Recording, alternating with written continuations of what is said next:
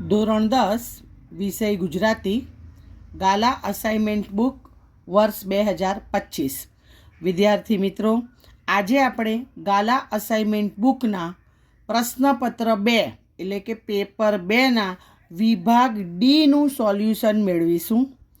વિદ્યાર્થી મિત્રો, વિભાગ ડી લેખન વિભાગ છે, જે આખો વિભાગ 20 ગુણનો રહેશે, જેમાં 53થી લઈને 56 સુધીના પ્રશ્ન પૂછાશે. 3 પ્રશ્નો 4-4 માર્ક્સના છે અને 1 પ્રશ્ન 8 માર્ક્સનો.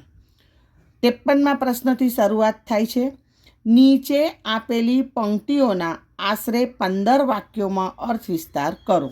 ગુણ 4 રહેશે. અહીં અર્થ વિસ્તાર કે વિચાર વિસ્તાર એ સેમ કહેવાય. 2 પંક્તિ આપેલી હશે. 2 પંક્તિમાંથી જે તમને પાક્કી આવડતી હોય એ પંક્તિ સિલેક્ટ કરી લેવી. ત્યારબાદ એને શાંતિપૂર્વક 2 થી 3 વાર વાંચી જવું. એક શબ્દનો મિનિંગ સમજી લેવું અને એના અનુસંધાનમાં કયું કોટેશન, કંઈક સુવિચાર કે કંઈક પંક્તિ યાદ આવે તો એ માઇન્ડમાં રાખવાની. સપ્લિમેન્ટરીની અંદર વિભાગ ડી લેખન વિભાગ એવું ટાઇટલ આપવું. ત્યારબાદ પ્રશ્ન નંબર 53 અર્થ વિસ્તાર કરો 4 માર્ક્સ. ઉત્તર 53 અને પંક્તિ લખી કાઢવાની. પંક્તિ લખી કાઢ્યા બાદ એનો સામાન્ય અર્થ શું થાય છે એ આપણે લખી કાઢવાનું, સરસ ફકરો પાડીને સુવાચ્ય અક્ષરે. આજ કરશું કાલ કરશું લંબાવો નહીં ડહાડા, વિચાર કરતા વિઘ્નો મોટા આવે વચમાં આડા. સામાન્ય આ પંક્તિ છે. હર એક શબ્દનો મિનિંગ સમજ પડે એવો છે. સામાન્ય અર્થમાં કોઈ પણ કાર્ય તાત્કાલિક અથવા સમયસર કરી લેવાની સલાહ આપે છે. કોઈ પણ સત્કાર્ય કરવામાં લાંબો સમય વિચાર કર્યા કરવો એ યોગ્ય નથી, જેના કારણે અનેક આડા કાર્યો વચમાં આવી જાય છે. વિઘ્ન એટલે કે નડતર. સામાન્ય અર્થ એ થયો કે આજનું કામ આજે કરી લેવું જોઈએ. પછી એની વિસ્તૃત માહિતી લખો. આ અમારી શાળાની 10અની વિદ્યાર્થીની પટેલ મુસ્ફિરાએ પેપર લખ્યું છે, મોઢે લખ્યું છે, એટલે આ દીકરીની સમજ અનુરૂપ એણે આ જવાબ લખ્યો છે. આમાં જો એણે સરસ મજાનું હિન્દી ભાષાનો પણ ઉપયોગ કર્યો છે. આપણને જો કંઈક સુવિચાર આવડતો હોય તો એ આપણે અહીંયા મેન્શન કરી શકીએ છીએ.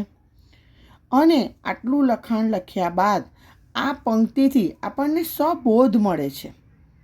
મોરલ ઓફ ધ પોએટ્રી, આ પંક્તિ જે છે સ્ટેન્જા, એનું જે મોરલ બોધ શું છે એ છેલ્લી લીટીમાં લખવાનું હોય છે. દરેક આ જવાબ લખો તો દરેક વખતે ફકરો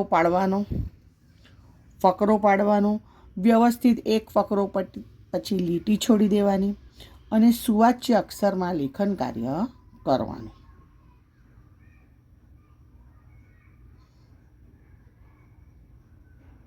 સમયનો મહિમા ગાયો છે. Time and tide waiting for nobody.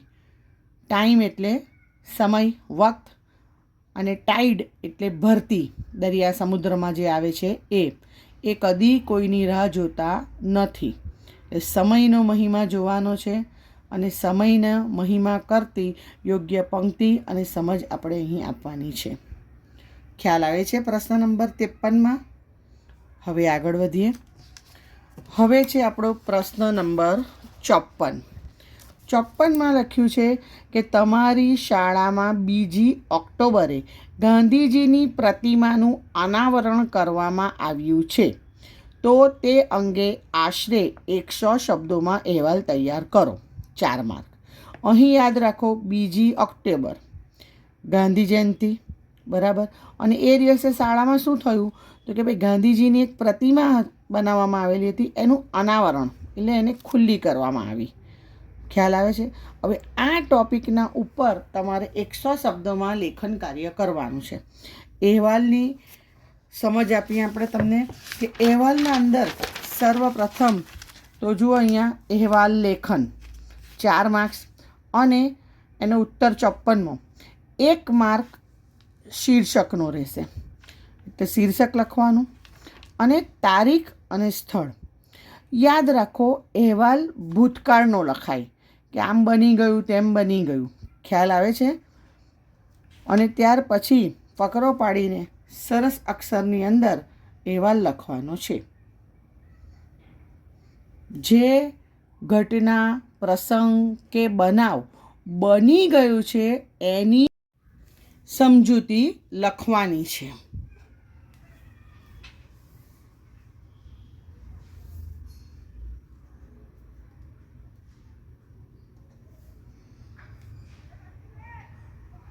આગળ વધીએ આપણે. પ્રશ્ન નંબર 55. નીચે આપેલ ગદ્યખંડનો આશરે 3જા ભાગમાં સંક્ષેપ કરી તેને યોગ્ય શીર્ષક આપો. વિદ્યાર્થી મિત્રો, અહીં કોઈક ફકરો આપેલો હશે, XYZ કોઈ પણ વ્યક્તિએ લખેલો.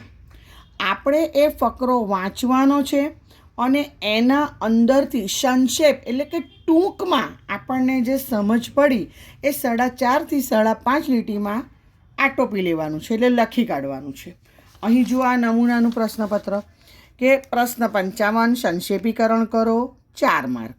ઉત્તર 55. અહીંયા સર્વપ્રથમ તો શીર્ષક લખવાનું છે, એટલે શીર્ષકનો 1 માર્ક રહેશે.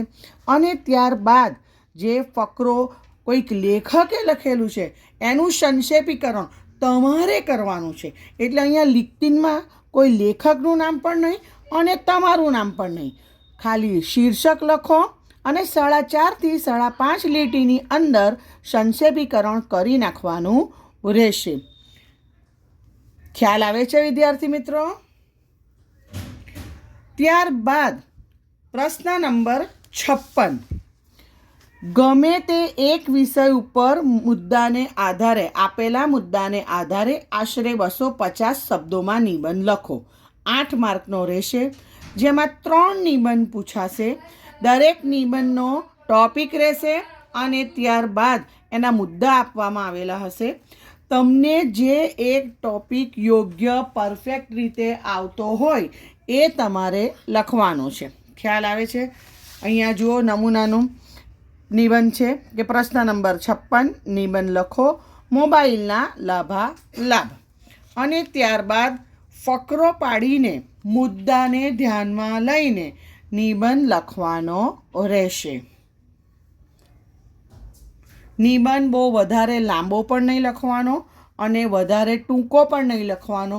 વધુમાં વધુ 2.5 પેજ જેવું થાય, એથી વધારે ન થાય.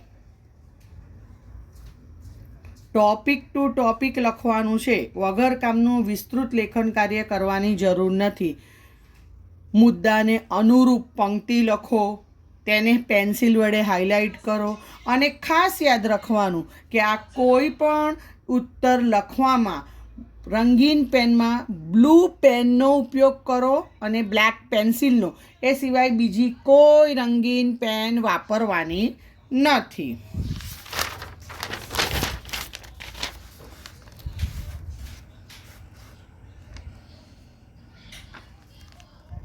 ખ્યાલ આવે છે વિદ્યાર્થી મિત્રો?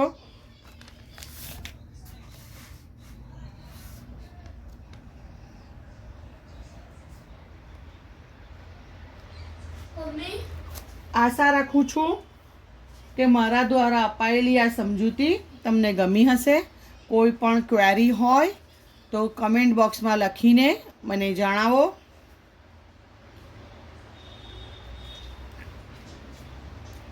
All the best four